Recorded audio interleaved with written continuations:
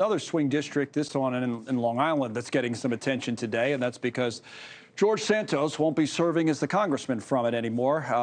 He's not going to run Blake Burman. Blake joins us for his daily appearance ahead of the Hill. So that's it. We won't have George Santos to throw around anymore after the next election, I guess, right?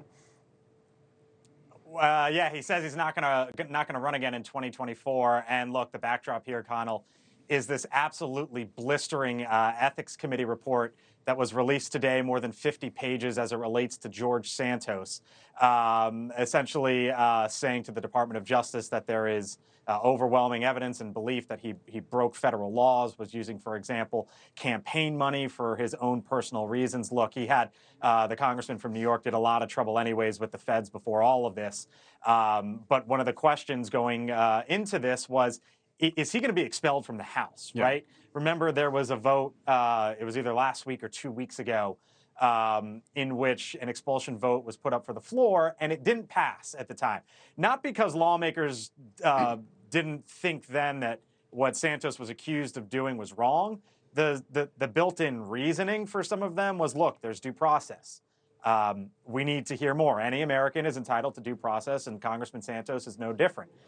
Well, now that there is this report from the Ethics Committee, lengthy, deep, brings up a lot of issues. Now one of the questions going forward is, will another vote to expel Santos be put forward now that this report has been released and it seems like there's some steam that is gaining here in Washington to potentially do just that?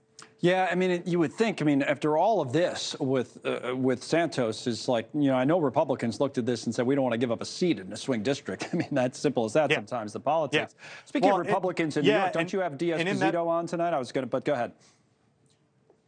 We do, no. So, I mean, you know that area better than I do. There are several swing districts there in Long Island, just outside of the city. So, you know, it was actually Republicans in New York who were pushing for this expulsion of George Santos a couple weeks ago. You might say, why Republicans from New York?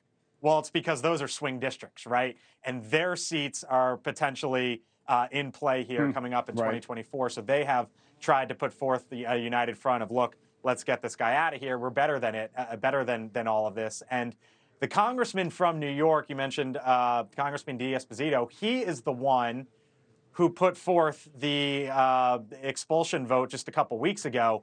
He'll be on our show in about a half an hour from now, and we will ask him where all of that stands. Is he going to put it up forward again? Another member of Congress, might they do it?